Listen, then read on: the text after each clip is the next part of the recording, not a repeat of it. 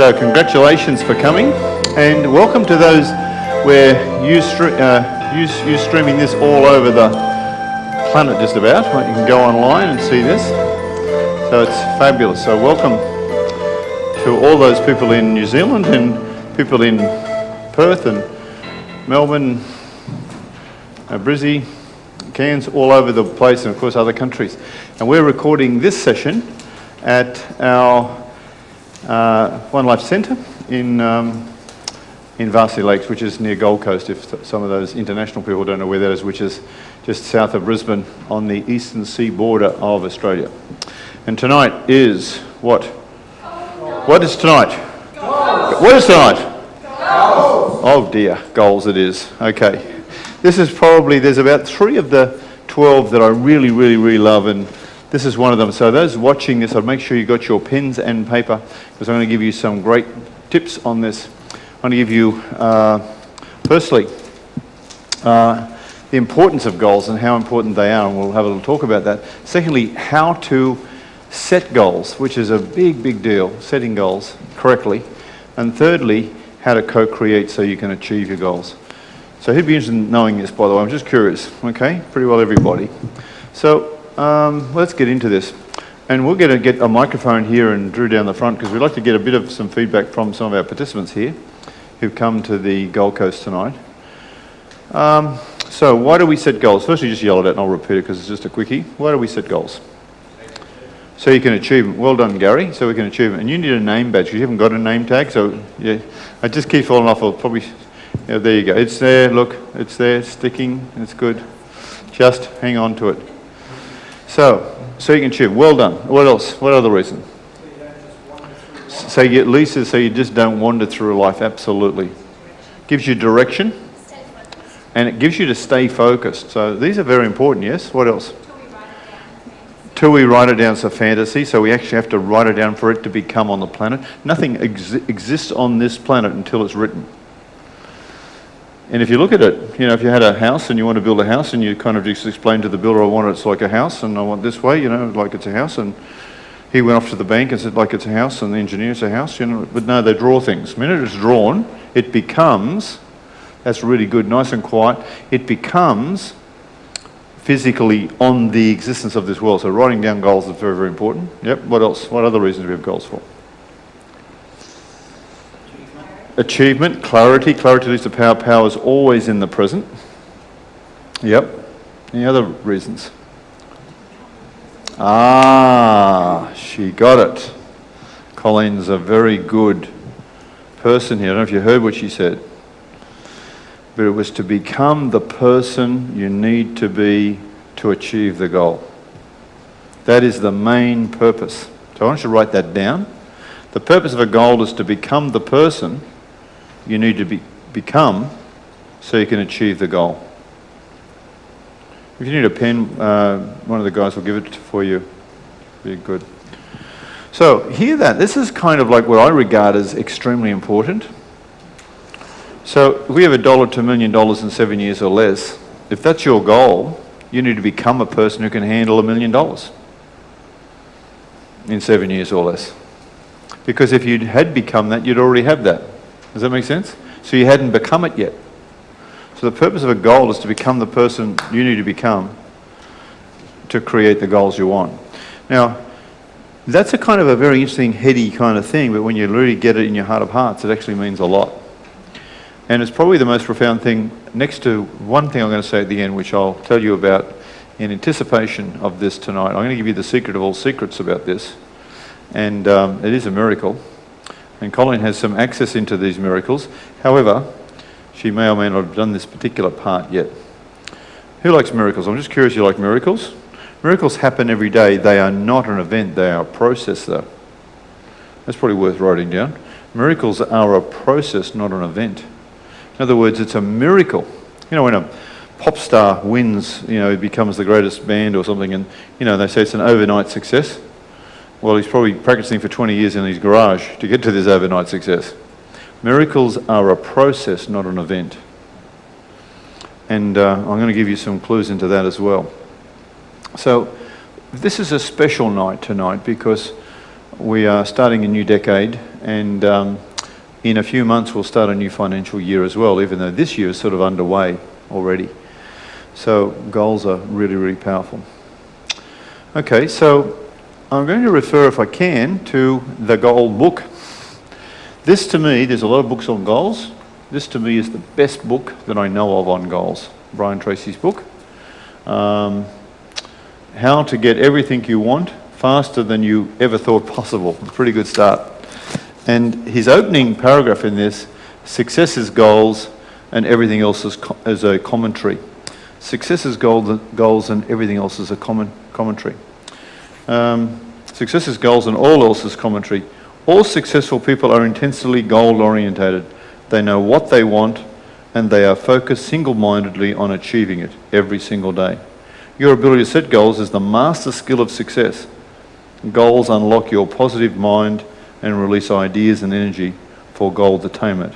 Without goals, you simply drift and flow on the currents of life. With goals, you fly like an arrow, straight and true to your target. Now, there's a whole book here on this, and it's a very, very powerful book. So, you know, I read a book a week, and I recommend you at least read a book a month. It doesn't take long. And that's if you truly want this. I believe success is not a goal, actually. It's a responsibility. Success is a responsibility of how you're going to lead your life and what you're going to do, and the legacy that you're going to leave. The very fact that you came here tonight, the very fact that you people watching this, the very fact you did our abundance program, the very fact you do everything, is because you want a different life. Am I right in this? Does that sound true? So, and to get yourself to come, it's like coming to the gym. This is the mental gym. You know how you don't, I know I hate going to the gym, but I always love the shower afterwards because I know it's completed.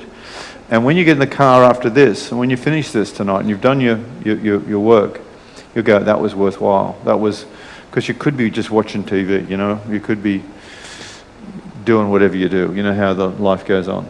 So this is tremendous, and I just want you to acknowledge you for doing this. And we got, you know, bringing young people along, and it's not easy getting on because you know how. But Mum, I want to do my PlayStation or something. You want to come? Well, that's good, Liam. That's fantastic. I'm impressed. You're on your way, and that's exciting because you are going to be in the 5% category because most kids don't. So congratulations. You're heading in the right direction. Of all the money you'll spend, of all the things you'll ever do, this will be his best education. Imagine, Scott, if you'd got this when you were his age. How old are you, Liam, again? 13, yeah. Amazing. Mind you, when you started at 3, would have even been better. 10.7 million by now. Or 7.2 anyway. Never mind. Can catch up. There's some others in the room that are still catching up. And some of them are like 35 and 40 and 50 and those sort of years. So they've taken a while to get around to it. You're getting at 13. They're very envious, trust me. All right, so let's have a little look at this process. And I want to talk about the importance of the decision of making goals. These are 3 things. Making a decision, and then how do we set them? And number 3 is how do we co-create to make it happen. So the question I'd ask you, have you made the decision to become a goal-setting machine? Now that's an interesting question, isn't it? It'd be easy to say, oh yes, but I'm going to suggest most of you haven't. I think some of you were just working this out. In fact, we get people who come to my program who've never actually set a goal before until they came to our program. It was the first time they ever set any goals. I mean, the truth is that we set goals all the time, but we don't notice it that way. You know, we kind of affirm things. I'd like to be the basketball captain, or I'd like to get this job, or I'd like to get my hair cut this way, or I'd like to have that shirt or those pair of shoes, or like a little car or something. And all of these are little, what I call learner goals. They're little practice goals. But tonight I'm going to show you how to do the big time stuff. And everything that I own, everything I've got come from goals. I'm going to give you 2 magic keys that will actually get it if you're serious about this, and you want to give up the fight. You want to stop the efforting.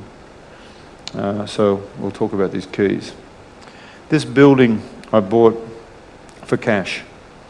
I have a facility on now which I redraw, but I don't need the money. I just do it to invest in other things. And as it is for the one next door and the one across the way, and the one in Sydney. And all of this is not to skite to you, but just to tell you, this is goals. That's all it is, goals. It didn't happen overnight, it happened as a process. Progressive realization of a worthy ideal. Progressive, it's a process. Worthy ideal. And the ideal must be worthy of you.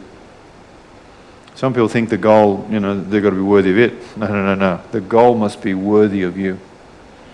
And an ideal, progressive realization of something, progressive realization of a worthy ideal. An ideal is an idea you've fallen in love with. And it becomes what you want. So the first step, if you want to write it down, of goal setting, the first step is to fall in love with an idea. The first step is to fall in love with an idea. Now, what would be an idea that we could fall in love with? Well, some of us would think of money, or we'd think of relationships, or we'd think of health, or spiritual connection, or whatever. So Liam, what do you reckon? Got any goals? Let's give him a microphone. You're 13. You have lots of goals. Yeah. Yeah. What's a goal? Give me one that you'd like right now, or that you'd like to achieve in the next 3 months, or 6 months, or 1 month, or to get my handicap down to 23. Get your handicap down to 23. Yeah. Holy, you're a golfer. Yeah. My goodness. Imagine being 13 and be looking at your handicap down to 23. When I first started playing golf, I thought it was the highest score won. I was really very high in that. I just kept hitting it all over the place. So 23, and what is it now? 24. 24. It's a great goal. What are the chances of achieving this? 100%. So that's a belief, isn't it? And that's you just hit the first button on believing something to be true.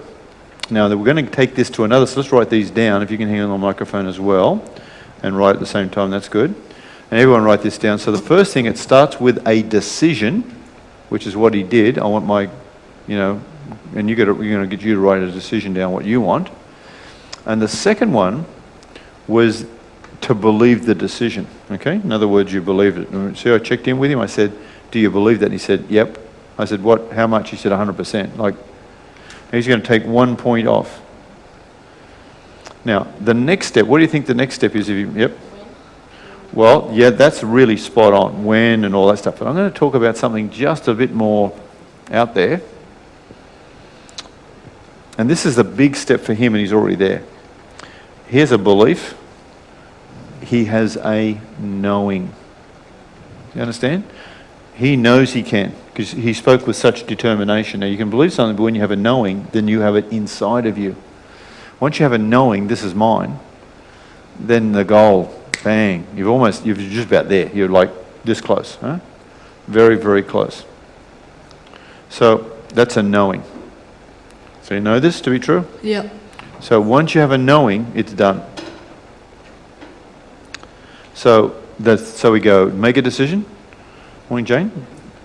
Make a decision. Second one, believe you can. Third one, this is a big step, is know you can.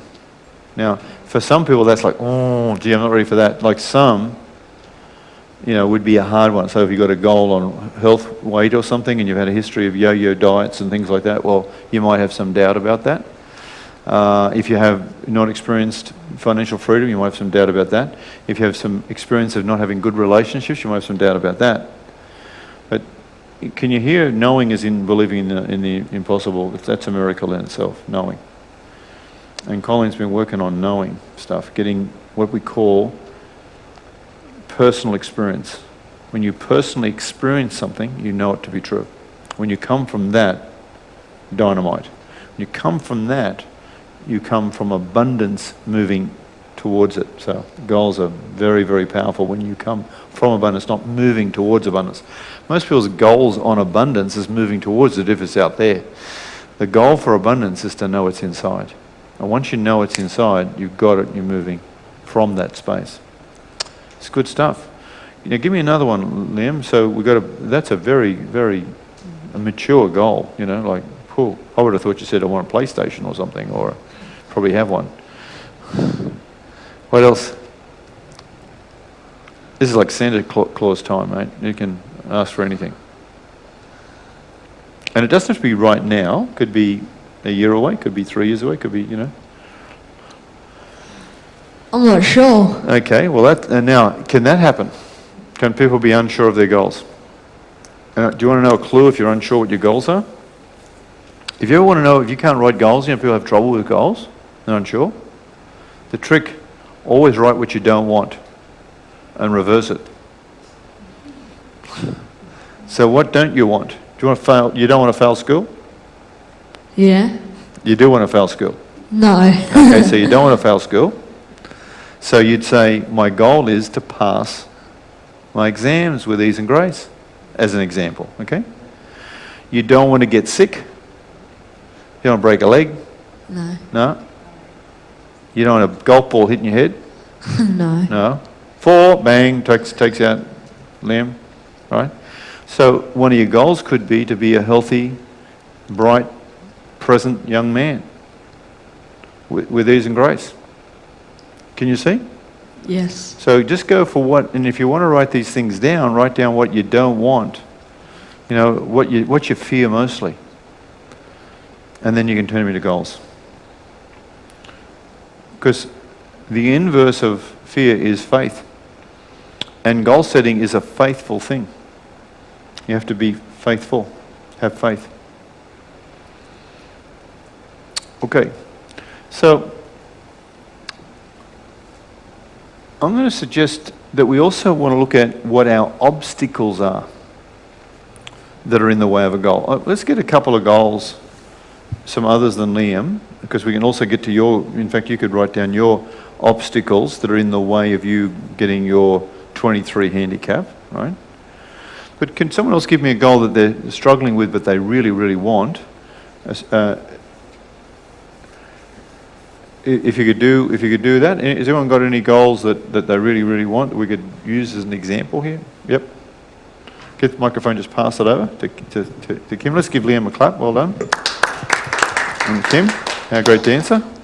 I think probably one of my most important ones is for my business to be successful and profitable. Okay. And do you want the specific? Yeah, let's read it out if you don't mind. Is that okay? Okay. I am so happy that Rejuvenators is successful and has net profits of above 20% by the December the 31st, 2011 at 10 a.m.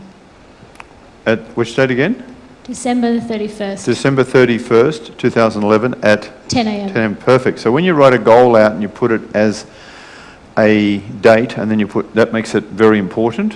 As soon as you put a time, you get serious, okay?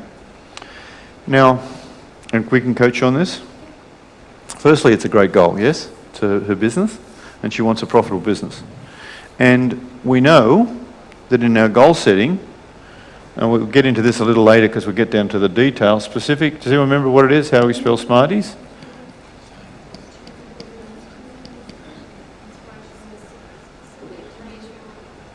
So back to front, isn't it?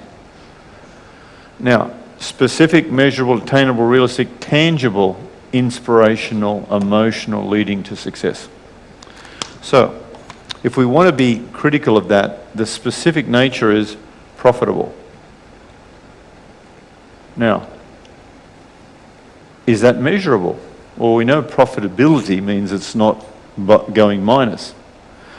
Does everyone get an idea where I'm going with this? What amount do you want? Above 20%. Yeah, but above 20%, can you see? 100 trillion cells trying to figure out she says above 20%. So that's below, water, below 20%, 20% what? I don't know, 20% of her weight, 20% of her diet, 20% of her turnover, 20% of her cost, 20% of, now she knows. But has net profits of above 20%. Yeah, what I'm saying, if we really want to get it measurable, really measurable, there's an amount. Now, we're kind of jumping around a bit because our second part of this is how to set them. Okay, so we're kind of in this, so we'll go. And when we said the first thing we're dealing with is why. That's number one, okay? And we're going to give you some bits on this area. You've got to have a big reason. The bigger the reason, the better the thing will happen. So that's number one. Number two is what do you want and when? Remember that? And that's what we're really talking about here. Because number three is who, and how. Now, do you understand that most people, when we say most people, what number am I talking about? 95%. Most people get stamped and groomed up here. They put this up here somewhere. Who's going to do this and how am I going to do it? I don't know. Can you see all that overwhelm? Who's going to? I can't. I don't know. When you get it out of the wrong order, you get stopped here. If you make the why big enough, Liam, if I said to you, there is $1 million waiting for you in small unmarked bills in a box if you can crack 23 in the next year. However, every month we're going to take 100,000 off. Is that a big why? To get practicing? Would Liam be up each night hitting balls? Would he be, it'd be done in a week, wouldn't it? Am I right? It certainly wouldn't last a month because you'd 100 grand. You wouldn't want to, you don't want to get 900,000. You'd like to get the million. If I can make the reason bigger, make it 10 million. Would it be worthwhile? I'm not going to school. I'm just going to do this. Not that I'm encouraging you to do it. Can you see the bigger the why, the most powerful this is? And then we say what we want, 23, and we want it by next week or whatever. So in Kim's case, you know, I'd be saying a very specific number and say, I don't know, let's give us a turnover figure. 1.2 million. Okay, can you see now we're getting really clever? 1.2 million, and we want 20% net of that, don't we? So our figure that we want is $240,000. Can you see how more specific and measurable this is? I'm so happy Rejuvenators have made $240,000 net profit on the 23rd of December, 11 o'clock, whatever it was, plus paid Kim a wage, a fee. You pick a number, I'll put 70, I don't know, whatever, it could be 100, could be. Now, can you see how that's now even getting more specific? Because could it be possible that she could have made 20% and her wages were included like it is in all small businesses? Is that possible? And could it be justified? Of course. In fact, who else has got small businesses here? A couple of people here, yeah? So, you know, it gets all jammed up and then they do a book entry. You know, and it's not there. Where's my money? It's a book entry. Well, where's the book? The accountant's got it. You know, like it, and it's a loan. Where's the money? Oh, have you got it? No. Has the bank got it? No, it's a loan. Do I get it back? No, it's gone. You know how they confuse you with all that? Yep. You don't want book entries. You want your money. Can you see what's going on, Kimber? Yes. So, and you could defend this, as you nearly were. In the surrender, you open and you see a different way. All right? So that tells me what, and the next part of all goal setting is who and how. So who's going to do it and how's it going to be achieved? Well, it can't be achieved by Kim because she's one person. But she's had 40 masseurs and she's had up to 70 masseurs do this. So in this who, we're going to bring a new point in, is a dream team. A team of people. And she already has a dream team. In fact, I'm part of it. And you've got some really good people. I met Ali and Fiona and all these ones who are in part of your team. And then how is going to be from leverage. Leveraging your time, leveraging your money, and leveraging your life. And we're going to add value, leverage plus conscious control. Now, so we're clear about what, clear about when, as long as we have a big enough why. And why are we doing this? I am financially free. I'm financially free. So financial freedom could be a reason, yeah? And I choose to work or not. And choose to work or not, and maybe you'll do 3 days. and you've had 18 years of this. So, you know, we can also have reasons of not wanting to do something as much as reasons to do something, like I'm sick of this. We've also got, we want to sell this business, right? And that's worth more when it's profitable. How much is a business worth when it's not profitable, Scott? I think, in fact, it's a liability. It's like a house on a site we've got to take off. The house becomes a liability when you've got to take it down because it costs money to get rid of it, particularly if it's got asbestos in it or something like that. And if it was a bigger one than all of these, make a difference on this planet, make a difference to people's lives, make a difference. Bigger than you, so you and others, like in the mission statement. Okay. Now, goal's great though, perfect goal. Do you want to keep going because you've got your goal card here? Do you want to tell us about another one? Pick one that's whatever. You're on a roll. Will we keep this confidential? Don't tell anyone, like the entire world's watching this.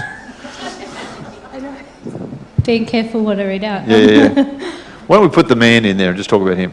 All right. Okay, let's go for it. Okay.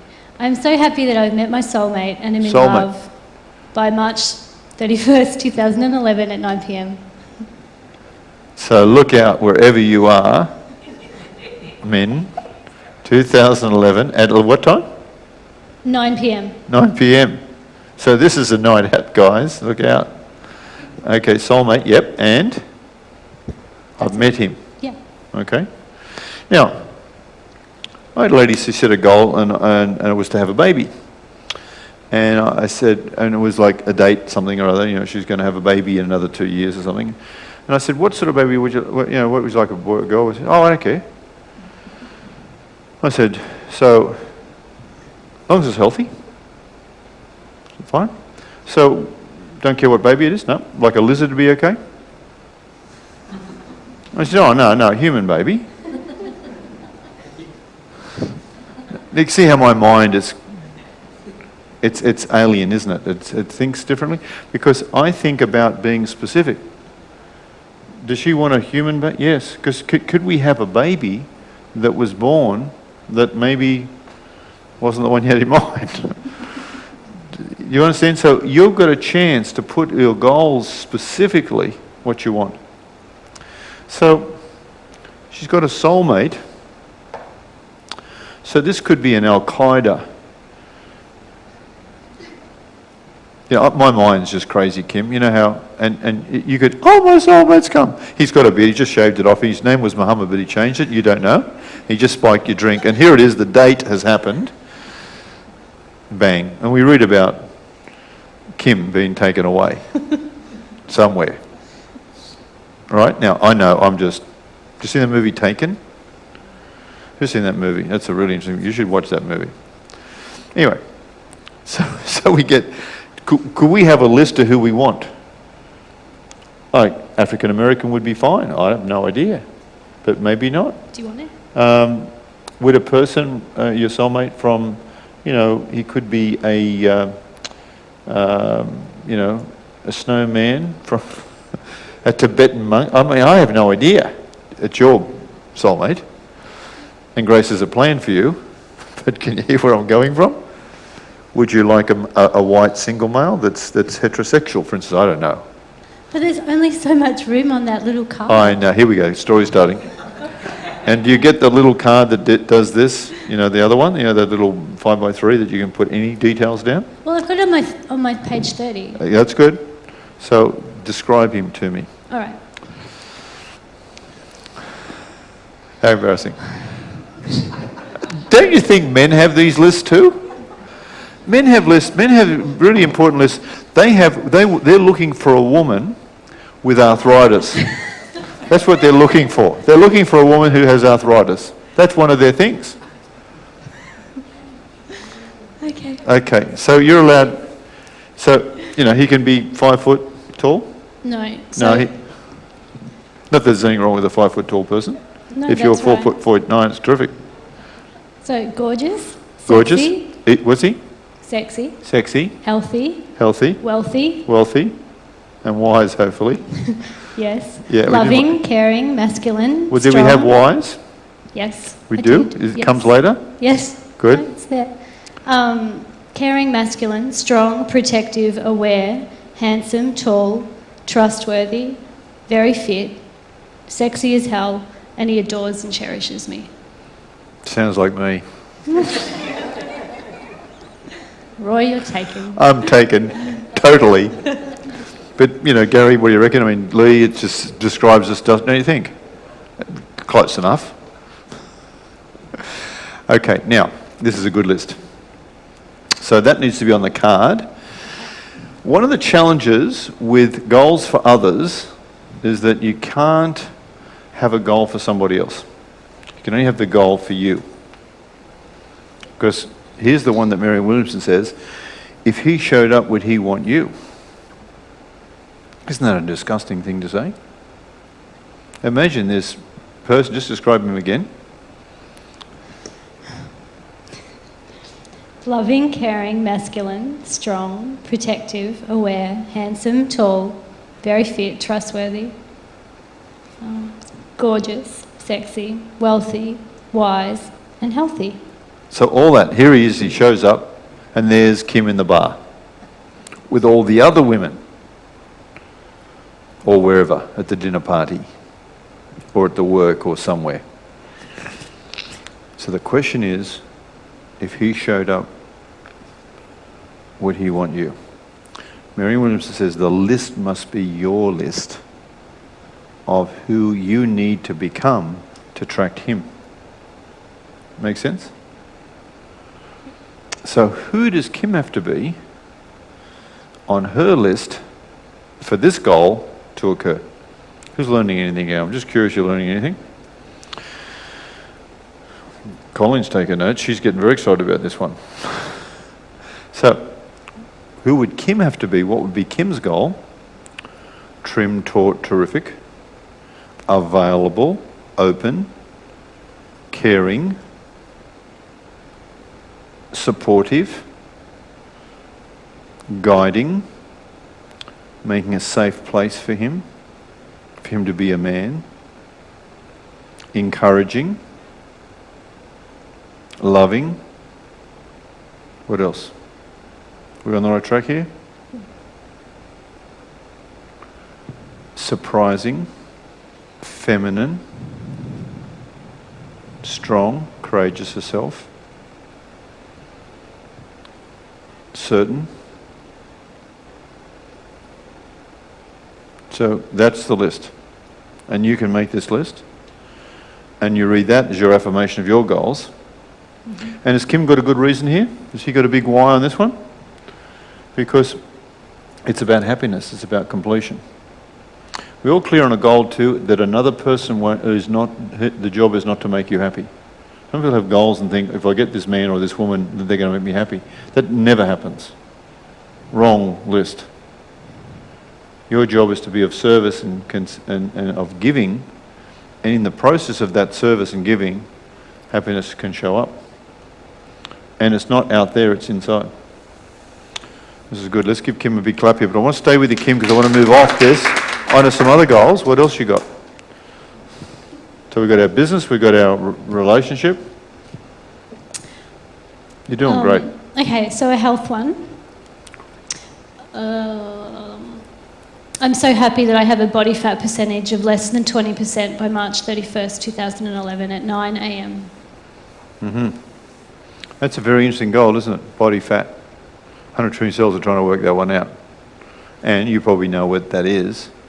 What is the body fat now? When I started this, it was 27. It's now 23.3. Okay. And now it's 23.3, and you want it to be 20, do you? Under 20. Under 20, less than 20. Yep. Okay, and that's what your goal is? Yep. Okay. And that's a pretty good goal, because that's a very accurate one for you and your height and stuff, and you might want to put, you know, your size 10 jeans or whatever you have, or, you know, whatever other measurements you think are important, or weight and stuff like that. That's good. Okay, and what other ones you got? Another health one is I'm so happy that my bio age is 30 or less by the 31st of March at 9 a.m. 2011. It's all going to happen on the 30th of March, isn't it? It is, yeah. It's a big date. Yeah. When Dr. Thomas did my bio age, I was disappointed. He told me I was 65. He said, Roy, there's a lot of people your age that are 80. And, you know, there was, in fact, we had a lady do it. She was just turned 40 and her bio age was 67. Her health was so, her energy was down, her weight and a whole lot of things. So bio age means the age you're biologically looking even, or acting or being, not just looks, it's an actual fact. So, very good, very good. Well, they're all good. Okay. You're on to it, girl. You're doing great with this. This is tremendous. What'd you learn? I really like the clarity around the work one. That's great. Good. Yep. Yep. It's really good. Great. Anyone got something else that we can pass on here? Another goal that we'd like to talk about? Coffee. Yeah, yeah. I got one that's interesting. Sure. Let's give Kim a big clap here. Well done. Give me a big hand. Come on, all together. Come on. Give me a woo! Taking big risks. Go ahead. I'm so happy I have become emotionally fit to be the production manager with a focus on leveraging my position in the company by being present. And I achieved that, and I hate the job. Mm-hmm. It's, Well, that's good. Yeah. Just that you achieve the goal, Yeah. but you don't like the job. That's okay. But you've moved yourself up, yeah, and it shows you that it works. yeah, it does. And then all we need to do is then focus on what it is you want to do Yeah, right. as a goal. Yep. It was interesting by being present. It's a very simple thing, isn't it, by being present? And it's a consciousness thing, because once you get consciousness, you get everything else. Yeah. And we're going to talk about enlightenment tonight about this. So it's very, very powerful. So goals are very important that you write the right one, because probably what you needed to write to say, maybe think about it now. Yeah. I'm so happy I've got this job, whatever that is, in real estate or something that you want to be in, and Yeah, right. that sort of thing. Yeah, it's good. My sister wrote a goal. She said, I really want this waterfront property. In fact, I want to be on the beach. And I said, that's great. We'll write it down as a goal. She said, I did. And we worked on it. I said, what date? She gave her the date and everything else. So she wrote this goal down. I never rechecked with her, but she wrote the goal down. She says, I want a house on the beach where I can throw a stone and into the water type of thing. She wrote the goal.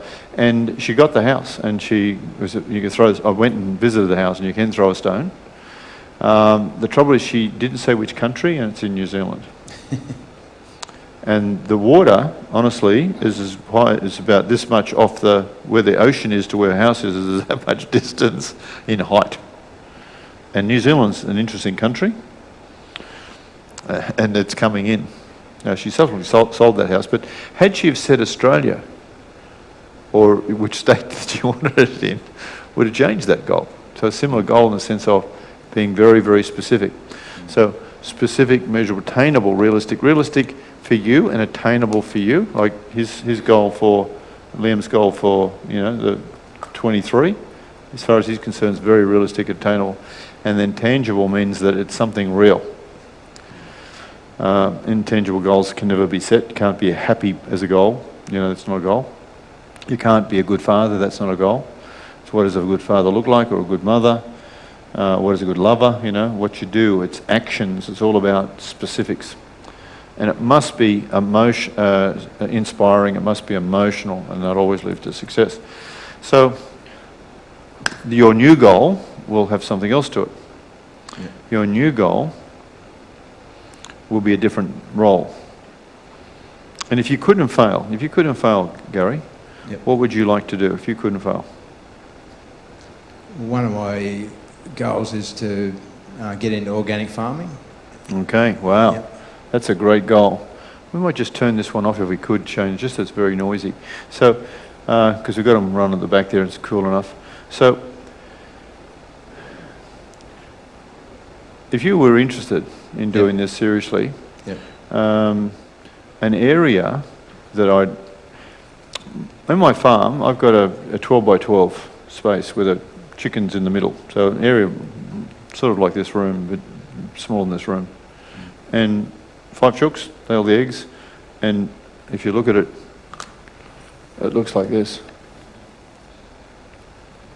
This is one paddock, and this is another paddock, and that's another little paddock, if you like. This is 12 by 12. It's a huge little farm. This is the chooks, this little pen there. Get the eggs in there. And we have like a rotation, so that the chooks can come out and have a little pick, and you know, we got seedlings going here, they grow, and we just move them through, and it just does this. In an area the size of this stage, you could feed a family. If you just grew what you needed, and you'd have, you know, lettuces and tomatoes, and you know, and if you want to use hydroponics, it's even quicker, even a smaller area. So average backyard, even balcony, you could actually feed, and you save the average family $5,000 to $10,000 in food costs. Plus, it's real quick. You just do that, and you've got it. And you have your herbs and everything. Now, I'm not really that clever about this thing, but even I've been able to do a bit of this. And I reckon, Gary, Yep. there's a whole business in this. Yep. A lady in New South Wales who we work with, who was out in the western suburbs, was doing this stuff, and I suggested to her, why don't you run a little program and put a book out, how to set up your own organic farm, and have a course that you come, you know, over a 5-week weekend period for a day to do this. She sold the courses for $2,900. 20 people at a time Wow. came. Do you want to do the math on that? $60,000 with a book. Yeah. And she had the time of her life. And she said, when we first suggested this to her, she said, who would pay that? And what would they, you know, wouldn't they know? I said, no, they don't know how to do it. And there are people who've got weekends free and they're interested and they don't know what to do, and they've got money coming out of their ears, and it's a bank card, Visa card, bang. It's $60 a month. And give them some seed and a few things and some plans, and all of a sudden, it's all happening. Who's following this conversation with me somehow? Now, would it be okay for $1,000? Yeah. Probably. Would 20,000 be all right? Could you run them every few months? Just a marketing issue? Yeah. Could you have some fun and do what you love to do? Make your vacation your vocation? And maybe you have the do-it-yourself kit, and then you'll come and install them for them, or you get some guys to do that, and it costs this, and da-da-da, and here's the hydroponics, you want this, and, you know. Yeah. Fun. Sounds good. Yeah. Well, it's just a goal. It's awesome. Success is goals, and all the rest is commentary. Just getting into action. Yep. Now, should you do it overnight? No. Should you have a plan for it? Yes. I'm going to go through the steps that we're going to take. There's 5 of them. What we need to do here. And if the all why is big enough, what do you want and when do you want it? You know, as I said, if you couldn't fail, one of the important tips on setting goals is always if you couldn't fail. Yep. Then who's going to do this and how will always show up very, very quickly in your team. Yep. Okay? Yeah. Sounds good, Gary? Does Could that be exciting? It is exciting, yeah. Mm-hmm. Okay, good. Now, any questions? Any questions on what we've been talking about? Anyone? Sounds good. Why don't we talk about a real estate one? Everyone's got a real estate goal. Yep, let's pass it behind there. Let's give Brian a big clap, well done. And also Gary. So Brian, what's your goal? I don't have it written down because I haven't got all that stuff, but I'm doing a course with Conrad at the moment, and our goal is to have 2 properties by the end of the year out the Ipswich direction. It's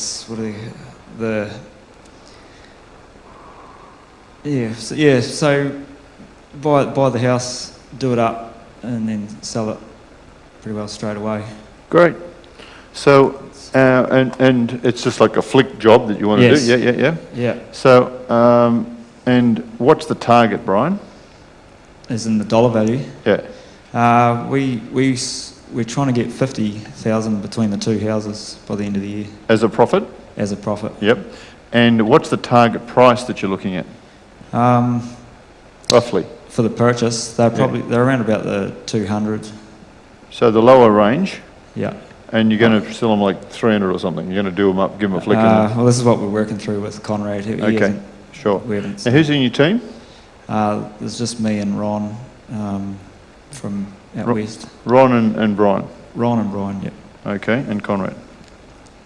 Okay, so But we have run into a bit of difficulty just with the flooding, so yeah, like houses get taken away and things like that. yeah. Yep. Really, Might be one. how you found the prices in the when the floods came? Well, my house went under, and it was around about the 430,000 price range. Yeah.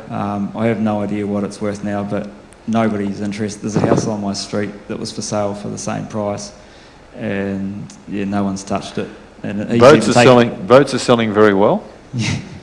Not the ones up our street. They're all tied down. So, and, it's been a horrific issue, hasn't it? And those in Christchurch. I mean, we had some silence there for the ones who passed, and I mean, just amazing what can happen and how things can change. How would the real estate prices be in Christchurch, you reckon? Yeah, they've all gone down too. Even the ones that aren't in the... Exactly. That weren't damaged. Because fear is a huge issue. And what's the fellow with the beard? He was the guy waiting for the real estate prices to fall. Remember that you don't see that in the windows in the real estate agents anymore that used to be all the time. Can real estate prices fall? Absolutely. And in our view, the safest way is to trade, and it's one of the goal-setting things to do. Okay, so coming back to your goal, though, is that you want to make a profit of $50,000 and you want to do a couple of transactions, or that's one? We were going to do 2 before the end of the year, but sort of with me having to fix my place up, everything's just been... Put back a bit. It's been changed, but that was what our goal was. Okay, so let's before. write this down because this is very important. God's delays are not God's denials. God's delays are not God's denials. God's delays are not God's denials. Now, what does that mean? In goal setting, you get a chance to co-create. In goal setting, you get the chance to put down a date and a time like Kim did and stuff like that. Can we be out? Of course. And we're going to co-create. So part of, they're not denials, they're just delays. And if you don't put a date, you have no chance. So you want to put a date. However, you really want to accept the fact that you are co-creating and God has the final say. And it's particularly in relationships, you put a date like that, 31st of March, and blah, blah, blah, and believe it and have as a knowing and everything else, but trains are coming in all the time. And sometimes, and there's a great train song that says, don't stop the train. Because the one that's wanting to come in while you're stopping this train, he can't come because he's in one train up down the road, up the line. And while you're stopping these trains to see if he's on there, he can't get on your station because you're stopping the trains. And even the properties, it's all about flow. It's about letting it go. It's about surrender. It's about being available. And things happen. I mean, you could have started this goals program a year ago and bought a couple of them and then got them taken away. That was interesting, wasn't it? Because there's another flood coming. Maybe. Next month, apparently. Yeah, exactly. And if it did, and you'd bought these properties and all the work you'd put in, gone. So always remember it's in hands greater than you for this. Even though we're setting these goals, there's a greater plan. Okay. Let's come back to, let's give him a clap. That's good, Brian. Let's just come back to what are the obstacles, what are the limitations on what we do. Obstacles, limitations. So can we have some obstacle limitations? We've been talking about a few of them. What's our biggest obstacle, our biggest limitation? Yourselves, absolutely, and the mind. The mind is the thing. This mind has a game, and it's in the way constantly, and we are in the way constantly. So it's our doubt and worry and fear. When doubt knocks on the door, if fear answers, worry is always there with it. If faith knocks on the door and faith answers, there's no one there. Okay. So we also remember from this process of setting goals, there's the 6 human needs. Does anyone remember the 6 human needs from abundance in our goals area? Certainty, and the opposite is variety. And then the next one is significance, which is masculine. And the opposite is love and connection, feminine. And then the other one is growth and contribution. Again, masculine, growth, contribution, feminine. Certainty's masculine, variety, feminine. If you look on the side of the way it's written that way. Now, what you're looking for is that your goals deliver your 6 human needs. So in Liam, to get his certainty, and excitement and fun, because each round is another exciting thing. Balls go into the things and you've got to find them and with various things. But certainty, you're going to play good. Significance, you win the badge, you win the tie, you get the special cup or whatever. Love and connection, you're with your team and you're doing all that. You're growing and you're contributing to others and helping others play. And, the whole of the 6 human needs can be met there. With Kim, the same with her relationship, with her health. And if you look carefully, you'll find all of these things. If you're doing your organic farm, you're meeting the certainty, variety, significance, love and connection, growth, contribution. If you look at your goals and just check them off for that, that's very, very important. And the other one that I would say is the dream team, that you don't do these things alone. We don't want you being the labourer making these things. You want others to work with you. And people who can do a book and design it for you and do the work, things that you're not good at. You might want to be the speaker, you may not want to be the speaker. There's all different areas. So in goals, the biggest thing you can do is enroll others in this. That's a big deal because most of the challenges we have with people's success is their inability to enroll in others, with others, and secondly, their own egos that are in the way that stop them from participating in this fully. So it's a challenge. And I would have all of you having a goal as having your dream team. And I just wonder if you checked your goal card, whether you have your dream team there. Kim's saying yes, Lee's saying yes, some others maybe not. So you want a new dream team member every month and you want to have at least 7 generous, good hearts, hungry, wanting to succeed, who bring skills that you don't have.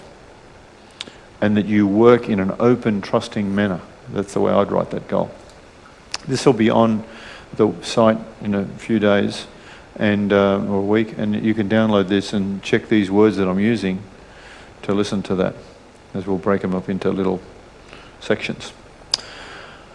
Okay, so the importance was really, designing, making a decision in your goals, making a decision, this is what I want, which is really about your why, it's about what and when. Then the setting of the goals, we started talking about that, which was Smarties and how we do it.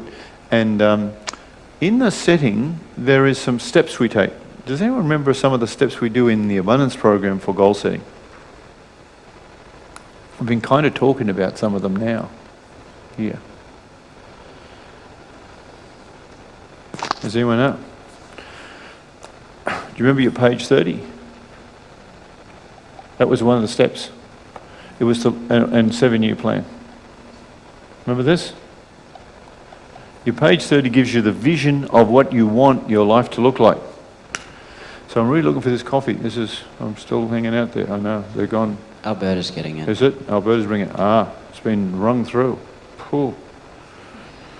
Okay, will we make it? That's the question. So page 30 is the vision we hold of what we're doing. 7-year plan is the intention of that, to begin with the end in mind, then work backwards 6-year, 5-year, 4-year, 3, 2, 1. And if you're not doing this as part of your goals, it's not just your 1 to 31 card. Then we go into quarters, and there's 4 of them.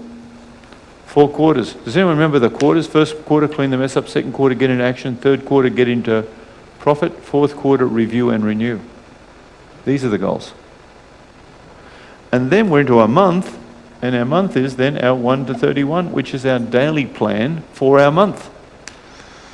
Now, if you've got this and only this, can you see there's a lot of steps we've missed? And there's something else that we come out of abundance that is abundance is an entire goal-setting program in one sense, with lots of tools of real estate, shares and business. Does anyone remember there's one more thing? page 26 is the lead up for this one, and it's only a practice run, but you're right. Absolutely. The mission is your statement that actually has you be on purpose with your goals. If you miss these bits, if you miss them, then, it's like the ingredients in the recipe. If you're wondering why, it's not kind of working yet, I'm going to suggest that maybe you've missed some of these bits. Here's my coffee and here's Alberta. You look gorgeous, Alberta. You had a lovely day today. Look at her beautiful hair and beautiful clothes. Good work. Thank you. So, this is very important. Now, who has our 180 day to financial freedom? Because we don't normally promote this very much. Who's got that? 1, 2 of you, okay? Who's got our time management program? A couple of you too. So you three have got it, but most people don't. There are 2 bits that I believe that if you're a serious player, very, very serious, you'll do the 180 day to financial freedom and time management. And time management really is life management. It's really, we call it OneLife time. Now, that in itself is a challenge. I was just talking to Drew about this today, and he's been working on this, and he's coming back and starting again and coming back and starting, and that's what you've got to do. It's really an important part of this. So I'm going to show you these packages that do it. But before I do, I just want to give you the 5 steps that I'm going to ask you to perhaps even write down. Number 1, where am I now? Let's write this down. Number 1, where am I now? That's a very important step. Where am I now is your blue form, your benchmark. Where am I now? Where am I financially? Where am I with all of my things? Where am I with my health? Where am I with my relationships? Be honest, be truthful, get real. Where am I now? Number 2, where do I want to go? These are the steps. Where do I want to go? There's 5 of them. Where do I want to go? And you look at your page 30, you look at your 7-year plan, you look at your... I want to be financially free. I want to have this relationship. I want to be healthy, fit. I want to, be connected. All of the things that you want are all goals. So when you think, I don't know what, to write, always think what you don't want, and you'll reverse that and it'll get you there. And that really is the what and when. And the number 3 is who and how, which is the dream team. Who and how. Number 3, who and how. So number 1, where am I now? Why? Big reason. Number 2, where do I want to go? What and when? Number 3, who and how, my dream team. Number 4, a plan of action. We haven't spoken about this before, but a plan of action.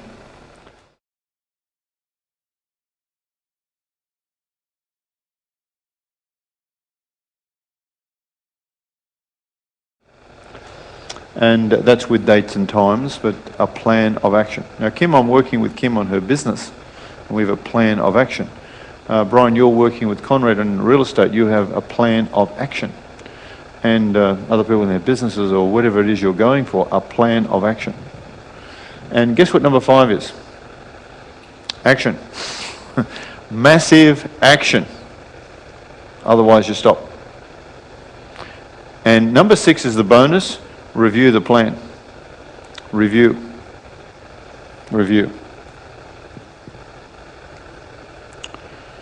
Now, co-creation with this, the co-creating, I'll just go through the time management pack. This is the time management pack. And who would like an extra 9 40-hour weeks?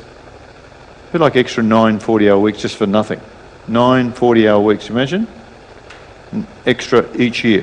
Just put your hand if you like that. Ease and grace. This is Program House.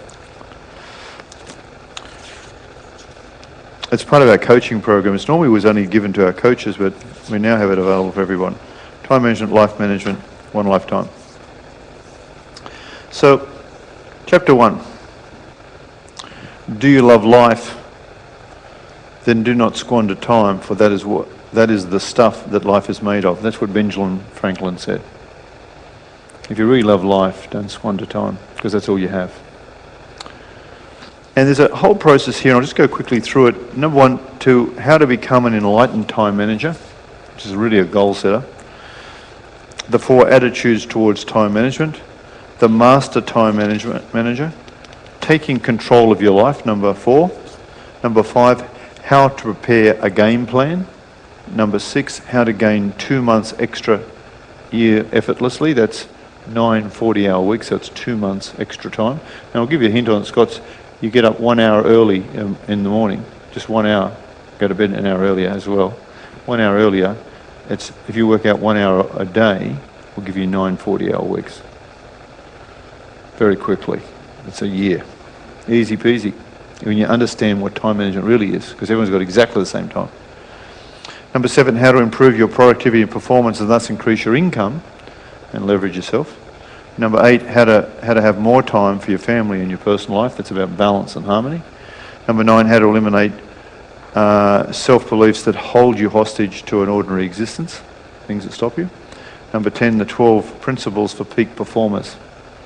And number 11, how to deal with the 6 big time wasters, which are very important. And number 12, the ultimate 3-step plan to success, and much, much more. And we begin the journey. There's a whole lot of DVDs, overcoming focus, setting priorities, and overcoming procrastination. Can procrastination be important in goal setting, as well as time management?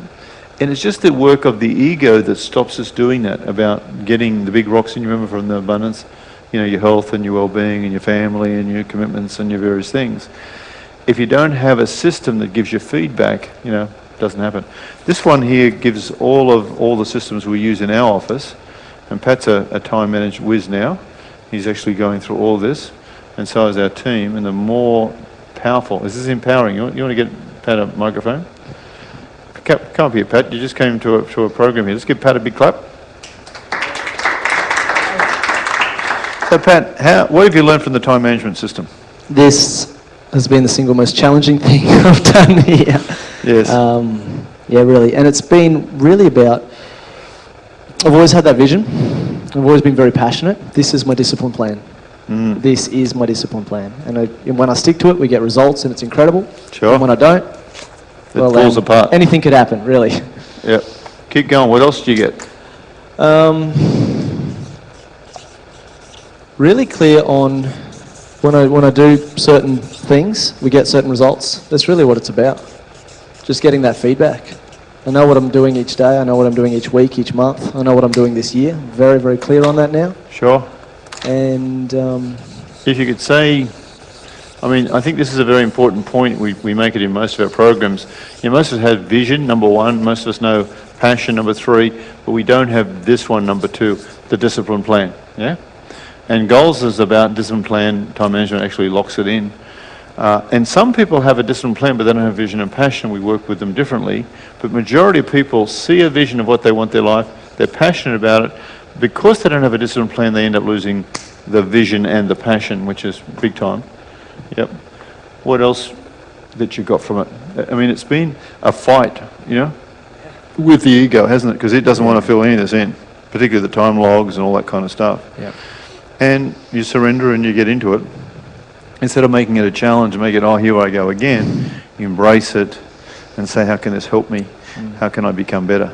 And what I've seen is a huge, huge difference in you and your focus. Everything's changed. It's good.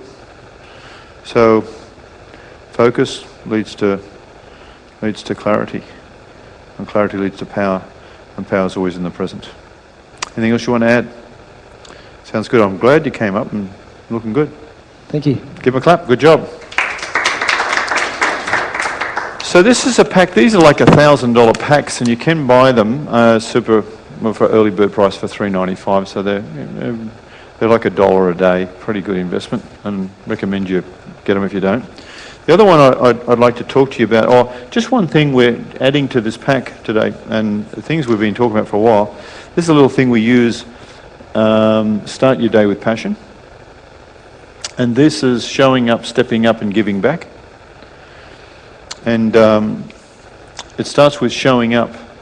And this question, I do it each morning. What am I grateful for today? Just take a deep breath in and think of that. What are you grateful for today? If you ask yourself that question, can you imagine how it sets your day up? As opposed to, oh, here I go, I've got to go to work, and I've got the mortgage, I've got this, and the car, and, you know, what am I grateful for? Well, I've got children, I've got my health. You know, I woke up this morning with Katrina, and I just asked my questions, and she was there with me. You know, I'm real grateful. She's in my life. I'm grateful for my children, grateful for my health, grateful that today is Monday, I'm driving to work and starting this day off. Number 2, why am I so happy? I always laugh when I say that. Why am I so happy? It's good, you know. Can you see as opposed to I'm miserable? Why am I so happy? Can you see the question? How it makes you laugh at me? Oh, I'm so happy because I'm alive, I'm well, I feel great. Number 3, who do I love and who loves me? That's a good question. So I always think of my children, I always think of Katrina, I always think of my team, I always think, you know, who I love. And write them down. So that's showing up. That's me showing up today. So that's how I start my day. Number 2 is stepping up. Stepping up, which gives me 3, 4, and 5. What am I responsible for? I'm responsible for care of myself and my family. I'm responsible for my business and being successful. I'm responsible for lots of things. Driving carefully as I come to work. I'm responsible for being a faithful man. I'm responsible for being a good husband. I'm responsible for being a good father. I'm responsible for, and I just list my responsibilities. Be a good provider. And, you would have different things and maybe the same. And number 4, what am I committed to? How committed am I? Because people can be responsible but not committed to something. Absolutely. Absolutely. It reminds me every day of my commitment. And the next one is, what is my intention today? Well, my intention today when I spoke was to actually finalise 3 loans that I organised with Commonwealth and Sun and CBA, St George, on 3 different transactions I was doing. Bang, bang, bang, bang, all done. And the St George one is still coming through, but they're giving me the nod. The others I've got letters on, done. That was my intention. My other intention was to connect, and I did something, with a coach that I have, also with my team. And number 6, what is my wish today? What's my wish? I wish for a bright and happy day. I wish for everyone I meet make a difference in their lives. I wish to touch people's lives here. I wish for my goals program tonight to be sensational, and those who turn up are exactly who needs to turn up to hear this, and those watching this are the ones that need to hear this right now. And number 7, why am I here? These are deep questions, how they start the day. But every day I do this. Why am I here? I'm here to make a difference. Here to enroll people in a different life, to change their mindset, to see their resistance fade away. I'm here to embrace humanity and embrace my life. I'm here to re-end poverty on this planet and spread abundance. That's why I'm here. And the powerful questions for the day: what is the journey? Sorry, what is worth the journey? What is worth the journey? Well, to me, what is worth the journey today is it's worth everything. It's my legacy, it's my life. This journey is a very important one. What's worth saving? Now, some would say, the planet or trees, or it could be your own life, it could be your family, it could be the heritage. It could, everyone has different things that are worth saving for them. It could be an F.J. Holden, FB. Exactly, it's worth saving, isn't it? See, it is not on your list, but it's on his. Kim, what's worth saving? I know, it could be his life, could be his future, could be his. It could be this marriage. It could be, like, I'm not suggesting. Anyone's going to have their different. But can you see how it goes to the place where you are going to come from? What must I sacrifice? Well, to me it's my ego. To me it's me in the way. To me it's this mind of mine that wants to keep taking me away to somewhere else. But you might have to sacrifice the house that you're in because it's not serving you, because you really need to be in another house. Or it could even be the relationship. Or it could be, you know, that guy was pinned under the rock, he had to sacrifice his leg to get out, you know? Like, I mean, these are massive things that people sacrifice. Might be, you know, that you've got to sell the car to pay for the kids' school, you know? It might be sacrifice, you know? And it's not about, oh, woe is me. It's like, let's get on with this. What's stopping me? What's blocking me? What's stopping me from getting on with what I know? What have you forgotten? There's always something. What have you forgotten? Oh, well, I forgot about my dad. Or I forgot about, you know, my anniversary. Or I've forgotten about, there's other people on the planet who aren't as well off as I. It could be whatever you have forgotten. It's just to remind the mind to get to the place to say what's needed. And the last one, who are you in all of this? So these are my check-ins that I do with my time management and my goals and what I do. And you'll get this a handout tonight.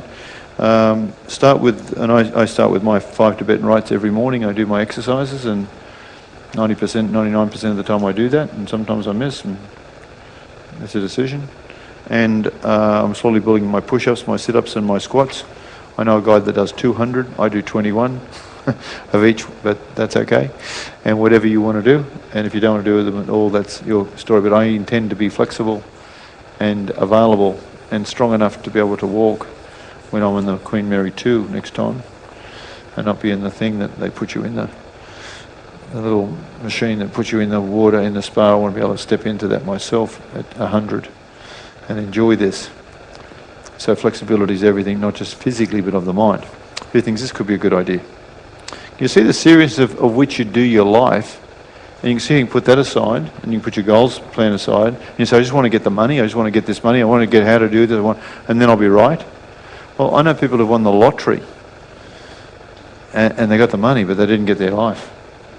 You see, if you don't get this done, the money comes, money goes, it doesn't really make any difference. In fact, it's not even your money.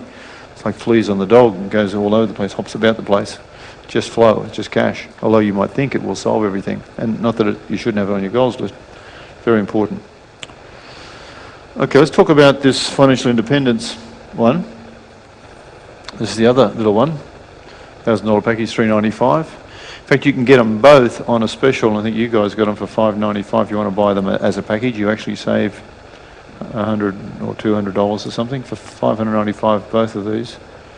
Very good value. Great guy here. I know him very well. So all the DVDs are in both of these. And the 180 days is obviously 3 months, and there's a bonus second 3 months in it, so it actually goes on. First 3 months, a bonus in all areas of your life, under new management, home office, and partnership in money. Very, very important one to get done in the first 30 days. Second month, increasing your income and committing to reducing your debt, and the 40-40-10-10 plan, which is 40% of your income, living off that, 40% you reinvest, and 10% you give away, and 10% you save, you have for fun. It doesn't happen in that time. It's a plan that you actually put in place to slowly bring to place. And the third month, good debt as opposed to bad debt, strategies for paying off your credit card debt, investing 10%. So within 180 days, you've got a plan in place, a strategic plan in place to move forward. Now, it doesn't matter where you are in this. I do this all the time, even in my position. And so it's something you need to constantly come and check and do. But Patrick, you've done this one as well, or you looked at this one? You're just starting this one, okay. And then fourth month, become an investor, because from the fourth month, from that 180 days, you are now an investor. It doesn't take 17 years to become an investor. It takes 180 days. 180 days, that's all. In fact, we can actually do it in 90. But some people take it a bit slower. And the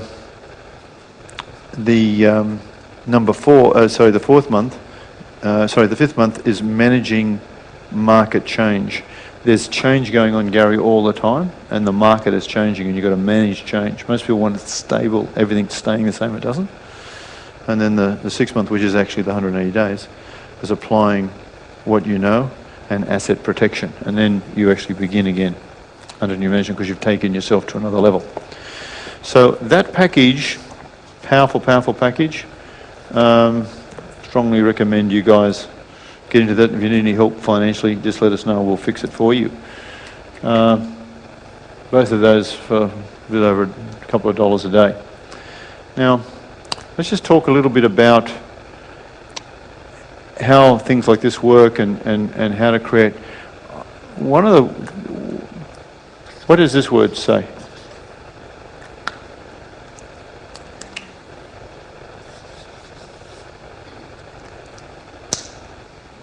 What does that say? Vow. Does anyone remember the vows that you made? Which vows? There were marriage vows. There are also vows you made which you didn't know you made. I will never trust a man again in my life. Can that be said? I will never trust a woman again. I will never be put in a position ever again to be so embarrassed. These are vows. I will never ever give my money to anyone. I'll never lend anything to anyone ever again. You know how many times have you said, I will never say never? These are vows. So some vows are good, some vows are not so good, some vows, when you look back on your vows, maybe they're not even accurate. What I'm going to suggest is that some of our vows are not very, very smart. They either serve us or they decimate us. Does that make sense? There are some vows that you might take a vow that I will always tell the truth, if it hurts. That's a great vow, because truth will set you free. And that's not to judge others who don't. In fact, one of your vows could be, I won't judge others. A great vow. It's one of the ones I needed to really watch. So am I the only one who judges people? I'm just curious, does anyone else judge? Yeah, we all judge. So I'm going to suggest that some of our vows that we've taken in our goals do not serve us. Does that make sense?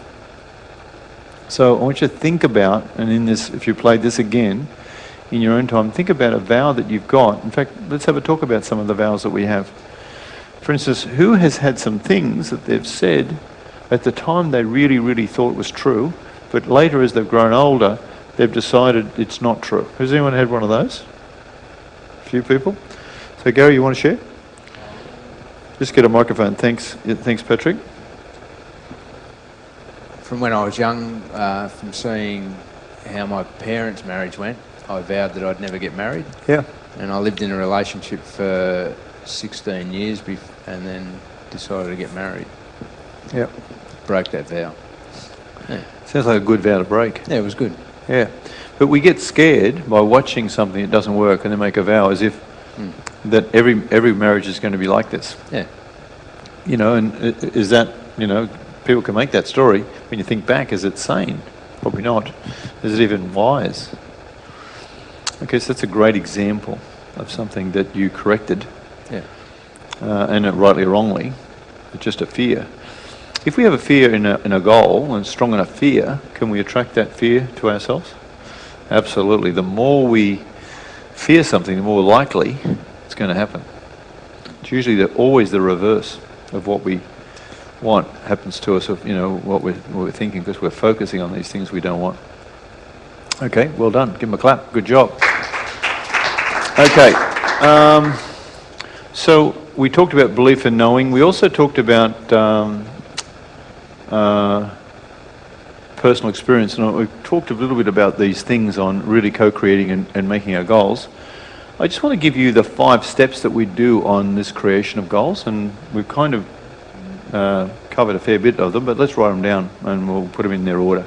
Number 1, this is the co-creation of goals. Number 1, make a commitment that you're under new management from now. Under new management.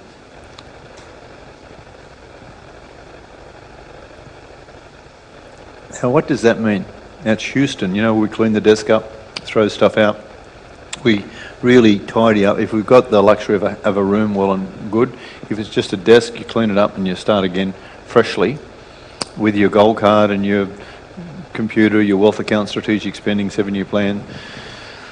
look at your stuff that you've got, your important document files, you know, those sorts of things. And very, very important part of really getting your state. Number two is set a time. Set a time, make an appointment with yourself to really get your time management handled. Set a time with yourself, make an appointment with yourself to really set your goals. Now, who has found when they've got their goal card come in the mail or whatever, they picked it up and I must get onto that, and they put it aside, and or they forget to read it and stuff like that? Who's ever had that happen? I'm just curious. Yeah, pretty well, and I'll put my hand up, that's happened to me too. And what I've noticed, and I know Pat can reference this, and Drew and anyone in our company, the minute you stop, your life starts going off. You start achieving these things. The minute you stop, all of a sudden, that's the ego at work here saying, well, just let him forget about it for a bit, and you're off the wave. So it's a constant thing to, you know, keep yourself focused on what it is you want. And that's what that does, setting the time. Number three, really is stepping up for success, and really using the mentoring program. So stepping up, showing up for your success, using mentoring. And we have a mentoring program that some of you guys I don't see. I saw you, Jane, on the call the other night. It was good. You didn't say anything, but that's okay. You don't have to. You can just sit and listen. That's good. Yeah, it's good. Oh, that's right. You did too. You did. It's good. Well, thanks to you for mentioning it, because if they did know, you wouldn't know to come. But others aren't using that. Not that you have to. It's not like that you've got to, but it's there. And to not use these facilities is really a shame. You know, not to if you just send us an email saying, oh, I've got a question here. And there are also the quiet achievers here, I know, little BPs who quietly achieve things. They just listen in, and that's also okay. Number 4 is review each night. Review. So you got your morning power questions, and you got your review at night. You know how we just went through those questions there. Do a review before you go to bed. Just, you know, how's your life working out here? You know, how's it showing up? Look at your morning power questions and review them. Now, you know how life gets you and you haven't got time? Have you got time 5 minutes before you sleep that you can just review? Is your life worth that to check your goals? You know, like, you know how busy we are? We're busy. We're so busy rushing around to lose as much as we can in the shortest possible time, to work as hard as we can to make sure we go backwards. It's insane, and the mind justifies this. You always know how busy you are when you're actually on the phone on the toilet. That's a hint. And you've got to put it on block while you're pressing the button, you know, because it's nothing worse than hearing that flush. Or you're starting to do irrational things, you know, and you know, you're gulping your food down and you're standing up. Your body, you need to sit when you eat. You need to have breakfast. That's a goal-setting, time management issue. Because there's no good in a hurry getting there so you can die quicker. You know, and your body can only withstand this for so long. It's also a goal that whole aspect of what you're doing in your life works. Just see if you could fix that. Just that you. Oh boy, that's great. That is great. He's looking around trying to find who it is. If we had a water pistol, Drew, you would get it. So, okay, so setting that up and giving yourself the space as a goal. So if you check your goal card and you don't have that on your goal card of that review, then you need to put it in. And the 5th one is focus on what you want.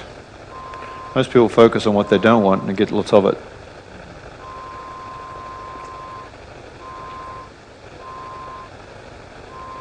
Okay, so we've covered a few things tonight. We've talked about the importance of making a decision. And that's really about the why, and then, what do we want, when do we want it, and who and how. We've talked about, really how to set goals, and we've gone through a couple of little examples of the very positive way in present tense and writing a goal, which really comes out of our abundance program. And I'll go through some little tips on this as well. And we've also then talked about and had 5 steps, where am I now, where do I want to go, how am I going to get there, who's going to help me with my dream team, plan of action, and take massive action. And then we talked about how to create these, and we talked about just now under new management and setting the time and stepping up, mentoring, review night, and then focus on what we want. We also talk about vows and beliefs and knowing, and there's a thing called trust in this as well. And most of the people that I've seen, I talk about trust with them a lot, because trust is a huge issue, as is control. And most of the controlling, trusting things that we have that work against us are out there because we mirror them back and attract them to us. It's a very disturbing piece of information when you really see the world for what it is. As you'll find, it's a very trusting world, and although you might think it's not. Trust is based on 2 most important things. One is a person's character and their competence. You can trust people if they've got good character and they're competent in what they do. And character is broken up into 2 areas of intention and integrity. And these parts are what you're looking for in your relationships, but mostly you're looking for in your own relationship with yourself. So you've got a good character and you're competent in the area that you're working in. And if you really want to trust someone, you've got to trust yourself. All trust is based on a reflection back on your own trust. It's the same as if you want abundance out there, you must have it inside, so it always reflects back. So mostly what you're experiencing in life is a reflection of your own lack of goals for yourself and your own game that you're playing and some of the habitual patterns that you run, the rackets that you run. So this is not a night to beat you up over this, it's just to be known that you've got 2 parts of yourself in this. One is this kind of world that you live in, which is known as the reality world, that it's actually the irrational world. And there's a front cover and a back cover. The front cover is the one you show everyone, and the back cover is the driver of these things. Most of our drivers are based on fears and concerns and stuff that doesn't really serve us at all, and a lot to do with scarcity, and particularly lack of love, lack of money, lack of health, lack of whatever. And lack is often a big driver. Our front cover is this kind of show we put on to everyone to say how clever we are, and the drivers will show up despite the show and the gloss that we put on. There's another side called our spiritual life, which is the life of our truth. It's the reality. It's where love is. It's where there is no good or bad. Good and bad only exist in the other side. This side, there is no good or bad. There's no right or wrong. There just is. It's a single flame. It's just grace. And this is a concept that some of you are aware of by nature, some of you are aware in consciousness, and some are kind of getting to understand it. Have I got it all worked out? No, I'm just a student at this, and I'm finding this journey just the most amazing thing. But most of what we've been talking about is our rational world. It's irrational. This, what they say the real world is, but it's actually an illusion.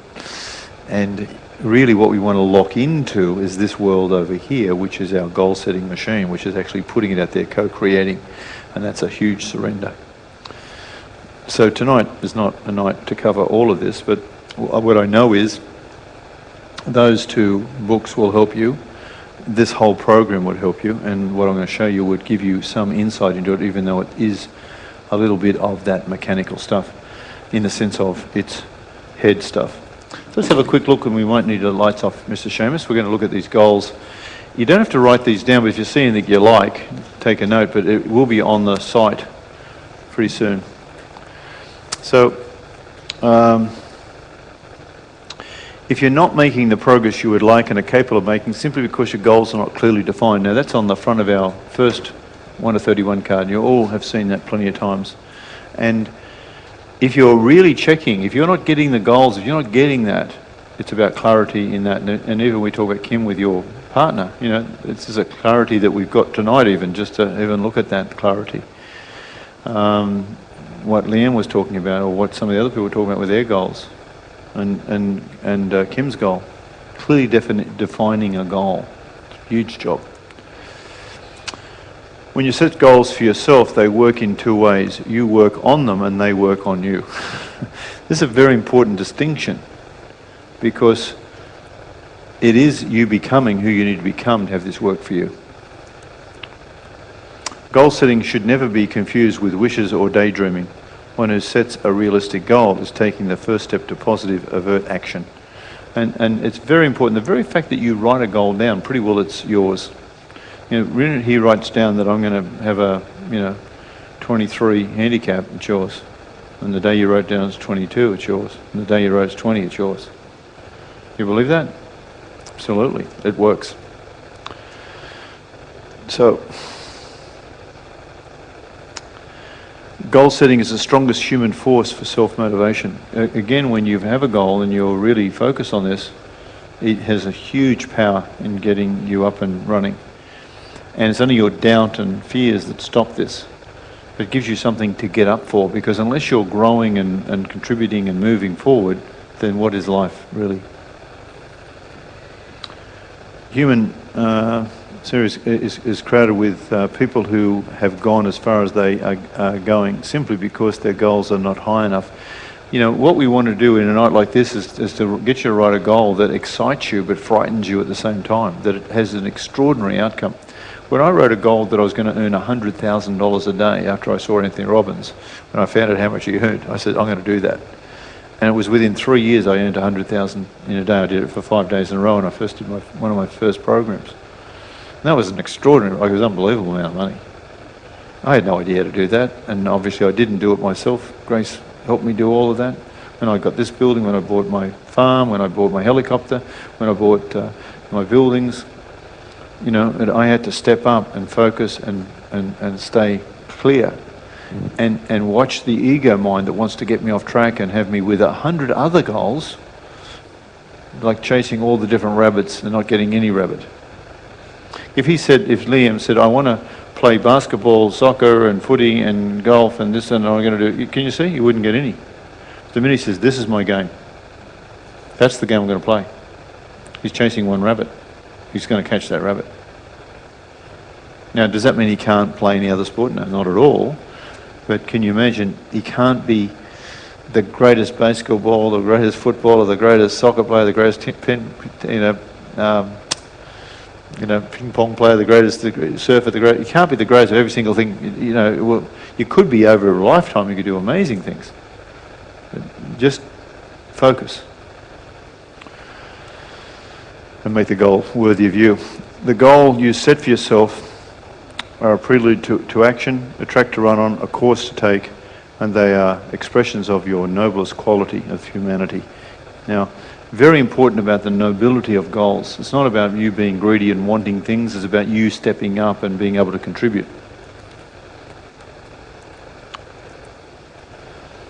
No one ever accomplishes anything of consequences without goals. Everything else, you'd be just luck and just bumping into things. Most of us bumping around, 95% of the population just bump around. If you look at your life, it's almost like accidental. Even how you met to get married was either because of some proximity or, you know, some issue that just happened. I mean, when you think about how this whole thing occurs, as opposed to an absolute goal. And once you have set a goal, believe firmly and unequivocally that it will be reached, just like Liam there. The greater your belief, the more rapid your progress will be.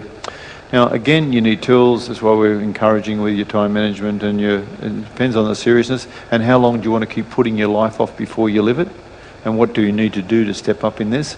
I'm talking to, obviously, the people who are watching this, that these are steps that you need to take. And your greatest asset is you. And if you haven't got on your goal card to invest in yourself, then you've missed your greatest asset. And the whole of the abundance program, the whole of the things you've done is an ongoing process. Now, this is a very important goal too, if you haven't written it down, but I'd get you to write it down. It's like going to the gym. You can't go to the gym and get fit and say, that's it, I've finished. You go to the gym constantly.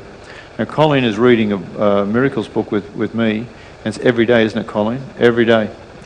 And she's up to 99 days. And I'm 137 today. And it can be challenging, of course. And I'll go for 365 days for that. And I'm going to start again. It'll be the rest of my life, because my life is that valuable. You were born to shape a destiny for yourself, and the depth and the extension of that destiny is measured by your personal goals you set. In your decisions is your destiny. In everything that you do, and this is not a dress rehearsal, and if you wait that someone's going to save you, you're the one you've been waiting for. You always have been. And the minute you catch your own train, the minute you'll find people get on board with you. And the ego would want you to go and sit by the pool and have martinis and say, it must be finished by now. No, no, no. This is of service. This is your life. This is how it's going to be. This is what you need to do. Stepping up, showing up, giving back. Don't waste time with regrets for your goals you failed to set in the years in the past. Someone spends a lot of time, I've missed the boat, it's too late. Never too late. Goal directions begin first with successful future that you can create. If you look at your future and take charge of it, you own it. It's a very important part. Those who set high goals and strive for their attainment inspire everyone who knows them, and they climb steadily and others follow. Because you become a leader. Don't follow followers, follow leaders. And you've got to watch the mind. It has a plan that it's not for you to be happy. It's got no intention of you being happy. But the ego has no plan for that, other than holding hostage to where you are. Tips for prioritizing your goals. By now you will have written many goals in your master dream list. And review your list and cross off the ones that you've already completed. You'll probably surprise yourself. Who's already found that within the first 90 days you've achieved a lot of the goals that you've already written down? Who's already noticed that? Yep. And some of you found that, who found that they actually, some of them happened even before the time that even happened. Yeah, it was like how did that happen? And it looked like an accident. This is a system that works if you get into the flow of that. It's just that the ego doesn't want you in that. It wants you to get your back and forget. That's why the time management, the 180-day plans, these plans make, really get you to say, okay, get real. It's planning on how not to do it, not how to. Place the asterisk next to the goals that you really want to work on, regardless of whether they are short, long-term, tangible or intangible. Write these goals out in the priority of the goals, so stating them with more short range and easier goals from your list. Now I'm going to show you something that's in the time management. It's more an advanced goals program. So I'm going to show you this little section in a minute and I'll come back to that. And as you build confidence by achieving your short-range goals and develop your habits of goal setting, you will find the long-range goals and higher order goals much easier to achieve. It's almost like this, when it comes. When you first get a job, you're working with little bits of money and you hope to get a $1,000 or $2,000 rise or a $5,000, you get so excited. When people are earning $150,000 a year, they go for $20,000 rises and $30,000 rises. Someone's entire income. It's not like, oh, my birthday, so I should get some more. You know how the kind of worker thinks? It's not like that. It's a very different goal achievement. And focus your attention on the 2 or 3 obstacles which you have some control over. What I mean by that is that you're not trying to focus on obstacles, but you're looking at what you can change. There are some things you can't change. Can you control your wife, Gary? Under no circumstances. Can you control your children? Of course. Can you control the weather? No. You can't control much. Can you control the traffic? But where you can control things is by giving yourself enough time to get there on time, by giving yourself extra time, things like that. Using your car as a university. Patrick's learnt that about different things happening and how stuff happens. Just stuff happened to us and things occur, always. It's not going to say, well, the traffic was a lot or the kids got sick. They do. Things happen. And each of the key obstacles will give you more and more strategies, because strategies are very, very important. And each strategy will have you one or more action steps and you will need to take. And remember, it's number 1, why, number 2, what and when, and number 3, who and how. I think that's about it. Is that right, Seamus? One more? Oh, there's more. Wow. More tips. Wow. Action steps which represent the one-off activity should be noted in your diary. There's action steps you're doing. And I put little cards in, my goal card, and I put some action steps in for today. Action steps which require daily or repetitive action should be monitored on your daily important imperative list of your 1 to 31 card. Now, we do this in our time management system for my intention for the day, what actually happened. And I have some systems within that. It's very, very powerful, taking charge of your life. More? Without going through the process, the average person is inclined to say, I can't, at the outset. By training your mind to go from the general to the specific, you're allowing yourself the choice of deciding whether the pursuit of this goal is worth the time, the effort, or the money, and is it worthy of you. So being very specific, take it from the general to the very, very specific.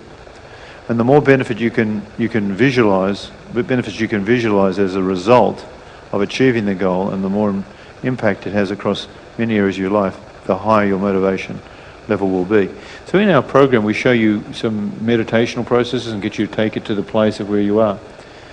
You know, if Kim meditates and sees herself with her chosen one, and waking up in the morning and there he is, and watching him breathe, you know, and see the sunrise and think of the gloriousness of that day. You know, that's a very strong visualization of how it's going to be for her, and her dream set for this. That's it. Good job. Thanks, Shane. Let's give Shane a clap because he set all this up. Give him a big hand. Come on. You can give him a bigger hand than that. Let's give him a big hand. Woo! Shane reprogrammed all that for me today because it was all coming out and you wanted it different. This, in our special time management, is an advanced program. Altogether you go, whoa. So these little jobbies were done and made specifically to fit in the card. And there's your mission statement, right there. So it's right in the front, it just fits right underneath that, so it just fits beautifully. Questions for preparing and prioritising your daily action plan. Ask the following every day as you prepare to prioritise your action list. Step 1, identify your high priority goals and action list. Of my long-term and intermediate goals, which should I work on today? Is that a good question? Can you see, this is only for serious players. If you really, really, really want to get this, then, you know, if you want to hit that ball, or whatever the goal is, which is the one I'm going to use? What projects will give me the highest return for my time invested? I think that could be a good question, because how much of the 80-20 we go in the wrong way? How much time we spend on stuff that doesn't serve us because we're unconscious? Which projects will be the greatest threat to my survival or to my company if I don't do them? Now, in Kim's case, we had to get her to do the accounts. It was very important, wasn't it? But it was the last thing she wanted to do because she's not an accounts person. Not that we wanted her to do the accounts, we wanted her to be with the accountant and find an accountant because it got a bit out of control. Now, she's the only one on the planet that this has happened to. Could you imagine how many small businesses we have to do this with? Because would she rather be with someone and talking with someone and making sure that, you know, of course, that's what she does. And her other one was going to be to train her people to do this work. So these are the kind of things that will come up, but each day you're looking at this, or each month you're saying, because they change. Because once she's got those accounts done, she's now looking at the next thing to make herself profitable. And now she's got some tracks to run on and some income to look at. And this is for people who work for someone, but it'll work the same way if you listen carefully. Number 4, what projects does my boss consider most vital? Now, if you're the boss, then you can answer that, but if you're not, you know how you might have a project you think is really important, but your boss thinks something else. And if you deliver what your boss wants, maybe hello, you'll get a bonus, you'll get, you know, and surprise, surprise, he could even be right, or she could even be right. And if you're not sure, ask him or ask her. Which items from my previous action list or unassigned action list should I work on today? Now, that's in our program, what assigned list and unassigned list and stuff, and we probably get a general idea what it is. And number 6, What do my unifying principles suggest? And what does my company policy suggest? There is principles and values that drive us in our goals, but some of us aren't in the consciousness of that yet. This is a very advanced goals area. And what has not been considered that will yield long-term significant results? You see the depth of these questions and it makes you answer them. And there's some other stuff here which I won't go into the back, which gives you a whole system. Then there's our time management goals. They're important. Goals with our company. Personal life goals. Men, women, health, whatever. Unifying principles. Unassigned action list. And lo and behold, my page 30. You see, we thought about this. Took us a long time to get this together. This is for the achievers. This is for people who want to be financially free in 3 years, 5 years maximum. Totally. So it's for people who want to invest in themselves and take it to that next level. And what I'm going to be working with in this group, I'm already working with Kim on this now. I'm working with some others here too. But there's people who are probably ready to raise that standard, and others here. And those of you who do this kind of work, you know, I'm really grateful to work with you on this. But it's just you showing up in that area and mentoring you through. So, your call.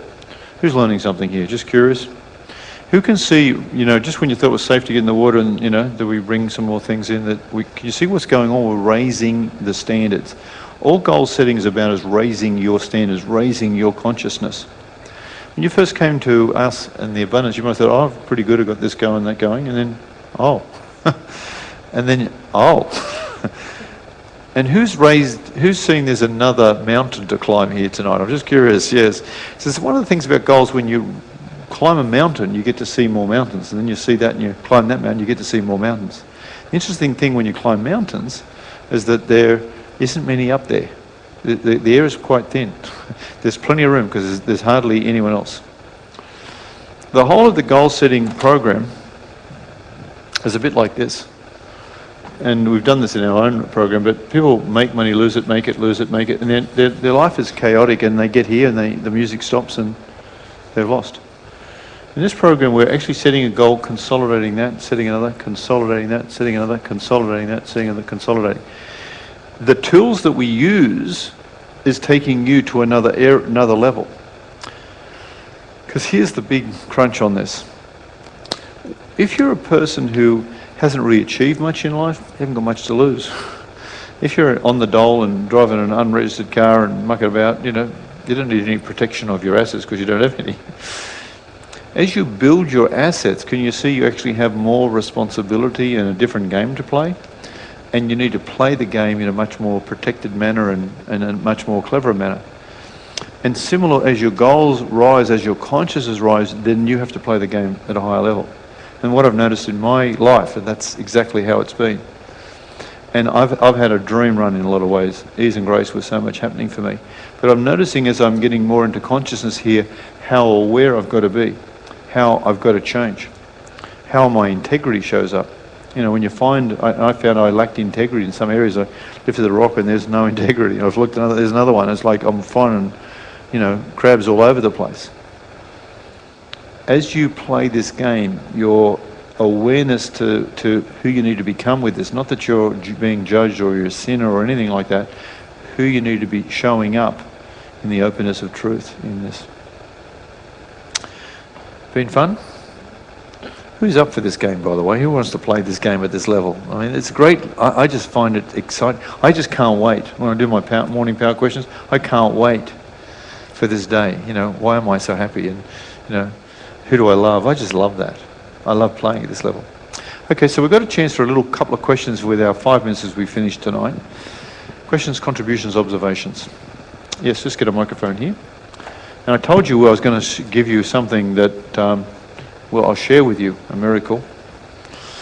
Just when we get up an hour earlier, yes, what would you like us to do? Go through. Yes. A few of them, more of them. That is the time when your mind is awake and well.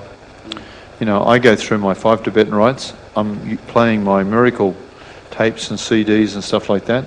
We spend about 24 minutes going to the shower, shaving, doing her hair and toilet and all the rest.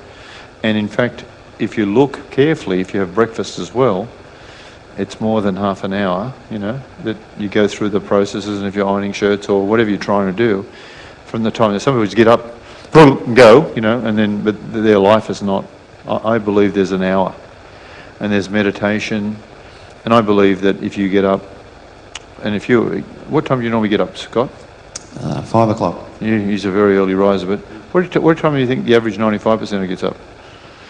Half past late. Half past late, exactly. And they often will get up at, you know, if they should be kind of on the bus or train or whatever, you know, they sort of 8 o'clock, 8, and they get the extra 5 minutes sleep, or, you know, because they go later and later, and the late shift because their head's not in shape and they can't sleep, and a whole range of things. But a lot of people get up at 7, and what we'd get them to do is get up as a goal, maybe 6. But we don't do the shock straight away. We have some people, Liam, who can't get up. I don't know if that happens for you sometimes. But if he's playing golf, oh, he's amazing. Yeah, golf, it's a funny thing when you've got a big enough why, how it just happens. Just can't wait.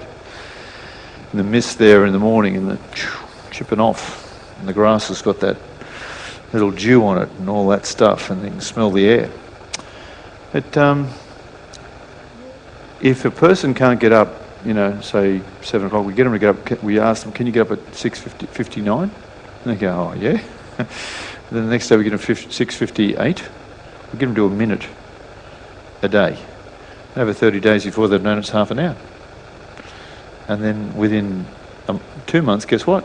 They're up an hour earlier and they haven't hardly noticed.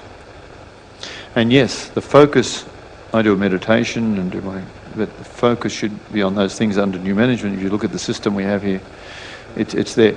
And once you become a serious player like that, your life changes completely and you take absolute responsibility. Now, 95% of the population would not even go this place. You wouldn't even show up to this meeting. And there's already doubts here in the room. You think, oh, I don't think I'll probably let them down. I probably won't do it, you know, and yes, you'll be right. Whatever you say is true. But could you? And what would it mean to you? And what would it mean to have absolute charge of your life to take that on and to have no stress ever again around your money and all of the other things that come with this? To me, that price is very, very small. 3 things, if you want to write the last 3 down. Always, let's give Scott a clap too, just to thank him for this question. It's a great, great question. Know what you want, which is a repeat of what we've been saying. Number 1, know what you want. Number 2, know there's a price to pay. Know there's a price to pay. There's always a price, isn't there? And it may not be money. Know what you want, know there's a price to pay. And guess what number 3 is? Pay the price. Number 3, pay the price. So the price to me in goal setting is getting up in the morning. The price is to buy the tools that you need. The price is to be mentored. The price is, you know, whatever.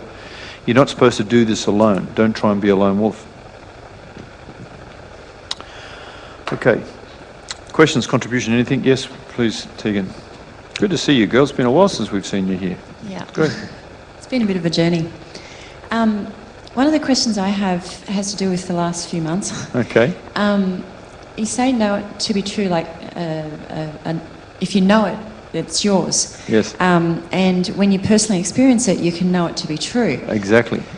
When it comes to financial freedom, I have noticed a pattern, and subconsciously I keep putting myself back into struggle. I put on my goals that I want to increase my income by 25 grand. Psh, done.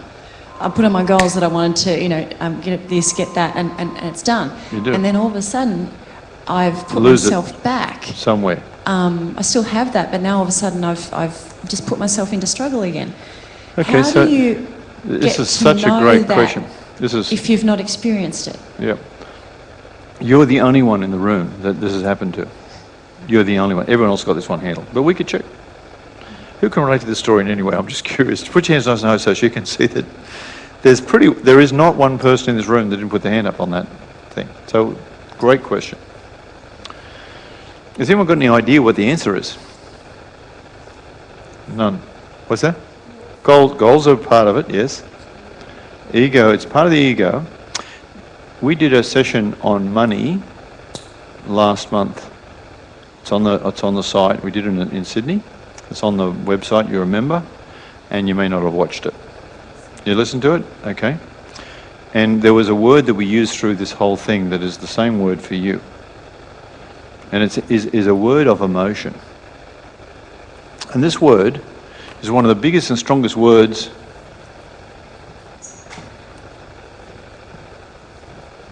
lack. And it's usually lack of love, lack of money, lack of some scarcity, some lack that's showing up. And it is an unworthiness that takes us into this, because remember the three are always the same: fear, anger, and unworthiness. These are the three that hold us hostage, like the good opinion of others or trying to control things and their attachment to things. Now, this lack it's almost like a guiding, it's like the moth to the flame, it just takes you there. Now, once you become aware of it the way you've just spoken there, then you now have a handle on it, because if you're unconsciously doing, you're not even aware. Like, you're usually unconscious when you do it, but when you hang on, this is happening again, the racket is starting to be shown up, the process is starting to show up here.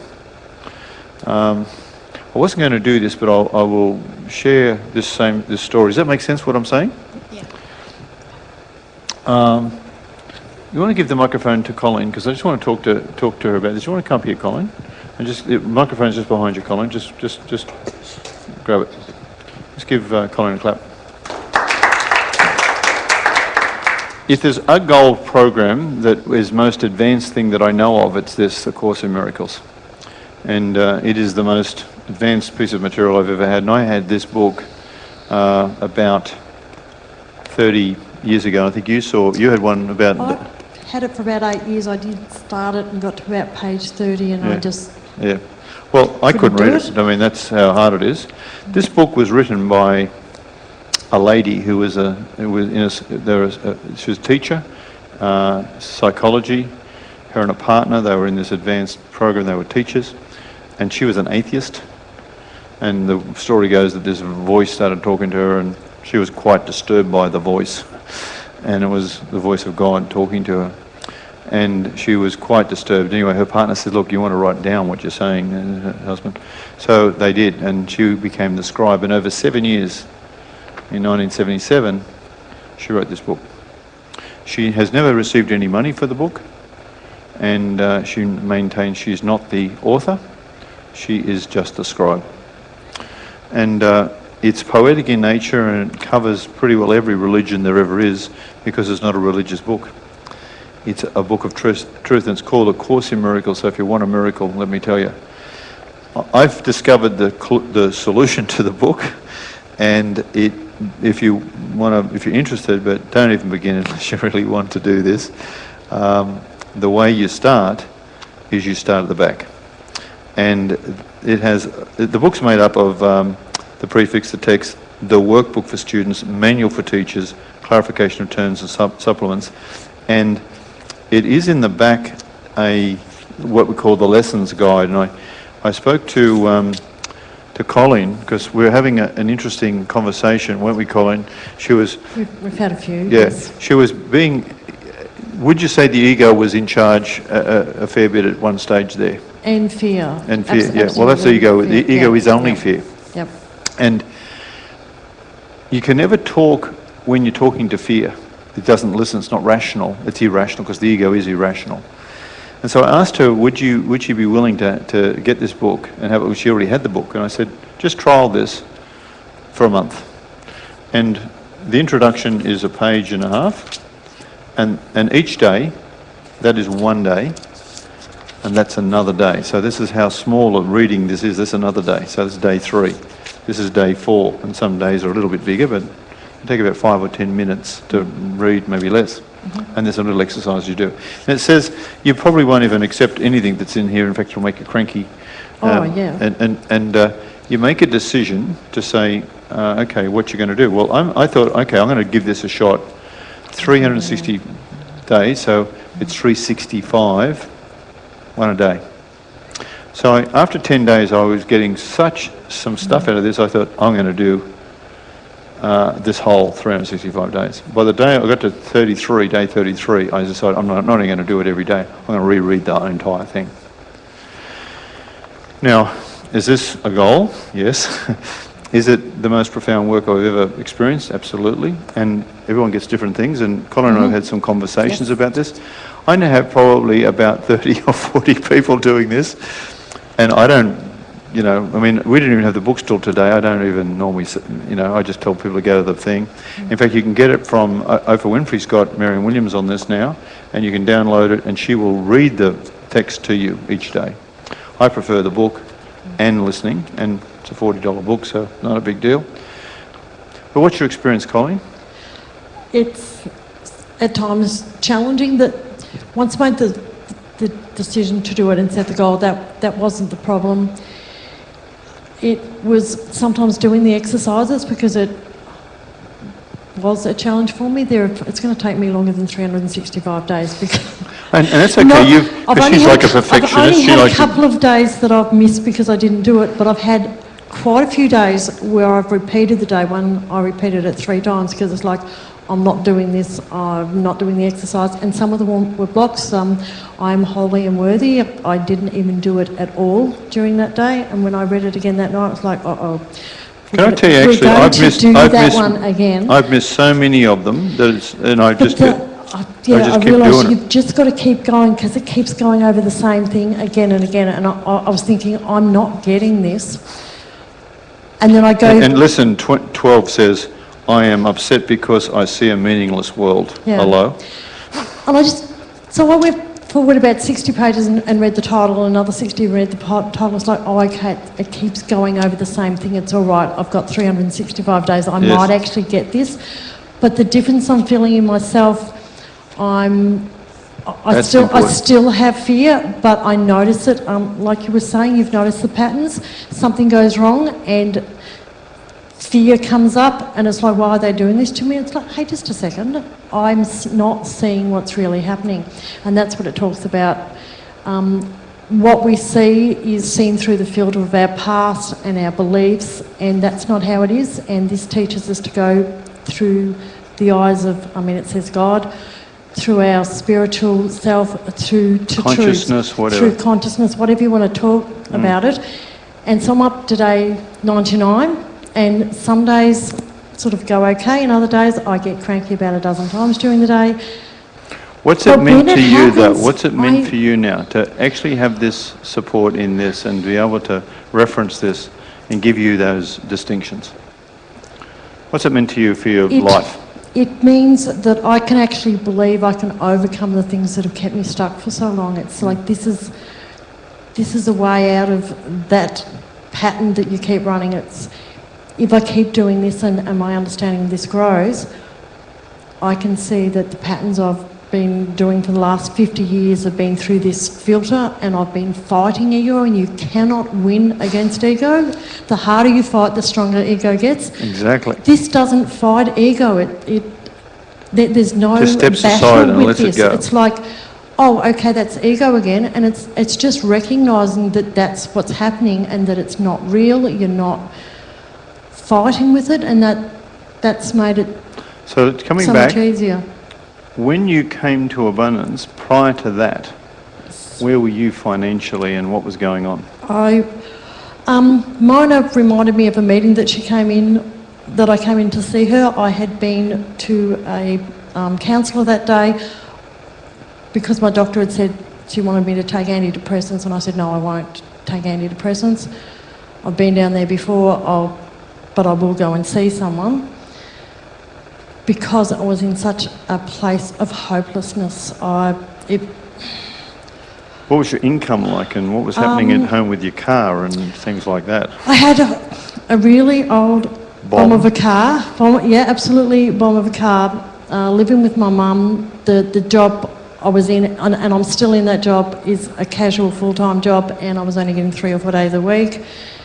$12,000 worth of credit card debt, plus about another $40,000 worth of debt. So it wasn't good prospects. It wasn't like a happy thing, and then like And Didn't have a lot of romance in didn't- life I either. wasn't earning enough money to cover the interest on my debts and just feeling sick all the time. I couldn't sleep. I would say what was the saying I used to say? I'd wake up having a nightmare and realise it was my life. And I couldn't sleep. Wow. I And couldn't what sleep and I happened- didn't want to wake up. What happened after this? Hair came, got your teeth done, got rid of the Yes. bomb car. I've been driving my brand new car for 6 weeks now. I clocked over 2,000 Ks today. I had on my car, gold card. I've got my new car. I think I put November or something like that. I picked it up 6 weeks ago. But I put the word new and I meant like new to me, second hand, but I've actually got a new car. Yes. How good. Give her a Yes. big hand. Give her a big hand. How do you feel? Great. And not that this is the answer to everything, but what it does is give some rails to run on and stuff like that. So what I really recommend It's a is look at better this. journey. Exactly. I'm on a better journey. Got lots of goals to still achieve, but it is a much better journey. Good job. Thank you so much. Give her a big hand. Well done. Come and sit down.